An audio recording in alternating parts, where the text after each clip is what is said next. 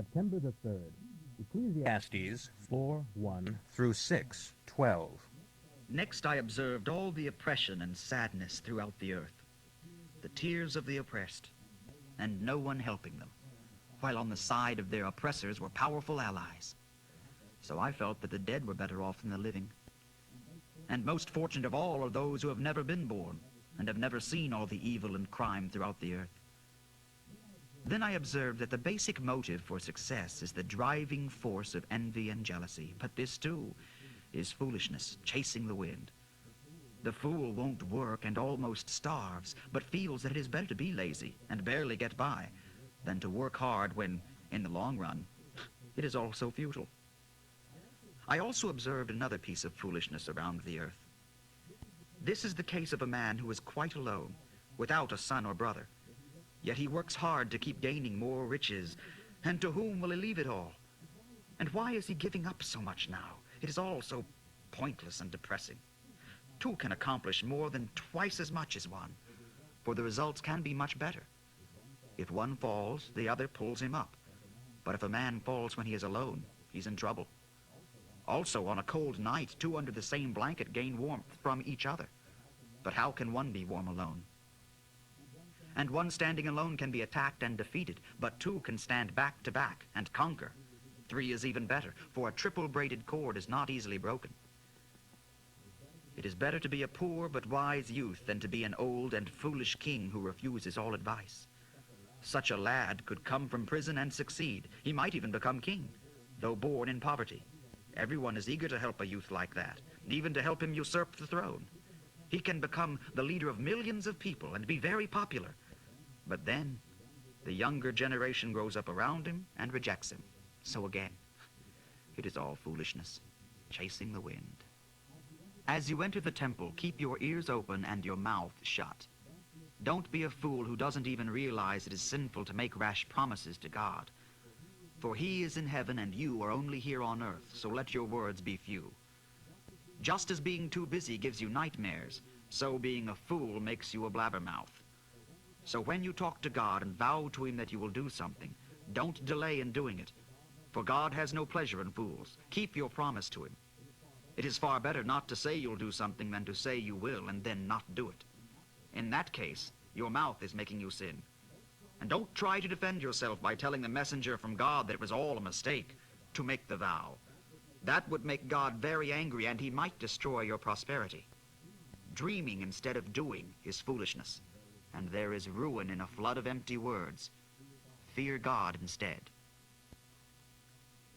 If you see some poor man being oppressed by the rich, with miscarriage of justice anywhere throughout the land, don't be surprised, for every official is under orders from higher up, and the higher officials look up to their superiors, and so the matter is lost in red tape and bureaucracy.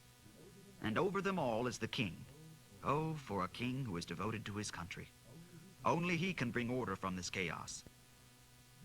He who loves money shall never have enough. The foolishness of thinking that wealth brings happiness. The more you have, the more you spend, right up to the limits of your income. So what is the advantage of wealth, except perhaps to watch it as it runs through your fingers?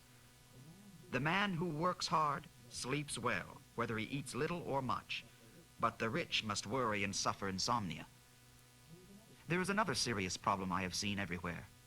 Savings are put into risky investments that turn sour, and soon there is nothing left to pass on to one's son.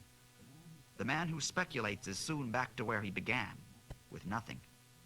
This, as I said, is a very serious problem, for all his hard work has been for nothing.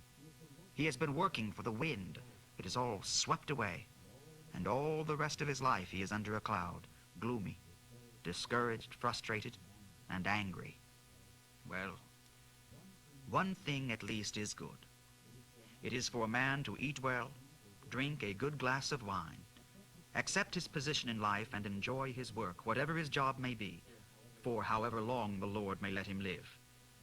And, of course, it is very good if a man has received wealth from the Lord and the good health to enjoy it. To enjoy your work and to accept your lot in life, that is indeed a gift from God. The person who does that will not need to look back with sorrow on his past, for God gives him joy. Yes, but there is a very serious evil which I have seen everywhere. God has given to some men very great wealth and honor, so that they can have everything they want, but he doesn't give them the health to enjoy it, and they die and others get it all.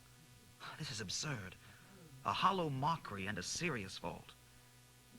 Even if a man has 100 sons and as many daughters and lives to be very old, but leaves so little money at his death that his children can't even give him a decent burial, I say that he would be better off born dead.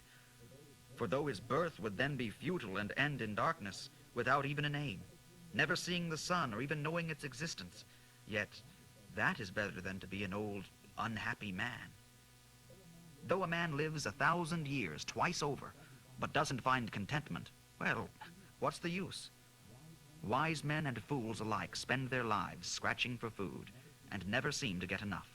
Both have the same problem, yet the poor man who is wise lives a far better life. A bird in the hand is worth 2 in the bush. Mere dreaming of nice things is foolish. It's chasing the wind. All things are decided by fate. It was known long ago what each man would be. So there's no use arguing with God about your destiny. The more words you speak, the less they mean. So why bother to speak at all? In these few days of our empty lifetimes, who can say how one's days can best be spent? Who can know what will prove best for the future after he has gone? For who knows the future? 2 Corinthians 6:14 through 7:7. Don't be teamed with those who do not love the Lord. For what do the people of God have in common with the people of sin? How can light live with darkness? And what harmony can there be between Christ and the devil? How can a Christian be a partner with one who doesn't believe? And what union can there be between God's temple and idols? For you are God's temple, the home of the living God. And God has said to you, I will live in them and walk among them, and I will be their God, and they shall be my people. That is why the Lord has said, leave them. Separate yourselves from them. Don't touch their filthy things, and I will welcome you, and be a father to you, and you will be my sons and daughters. Having such great promises as these, dear friends, let us turn away from everything wrong, whether of body or spirit, and purify ourselves, living in the wholesome fear of God, giving ourselves to him alone. Please open your hearts to us again, for not one of you has suffered any wrong from us. Not one of you was led astray. We have cheated no one nor taken advantage of anyone. I'm not saying this to scold or blame you, for as I have said before, you are in my heart forever, and I live and die with you. I have the highest confidence in you, and my pride in you is great. You have greatly encouraged me. You have made me so happy, in spite of all my suffering. When we arrived in Macedonia, there was no rest for us. Outside, trouble was on every hand and all around us. Within us, our hearts were full of dread and fear. Then God, who cheers those who are discouraged, refreshed us by the arrival of Titus. Not only was his presence a joy, but also the news that he brought of the wonderful time he had with you. When he told me how much you were looking forward to my visit, and how sorry you were about what had happened, and about your loyalty and warm love for me, well, I overflowed with joy. Proverbs for today, 22:16.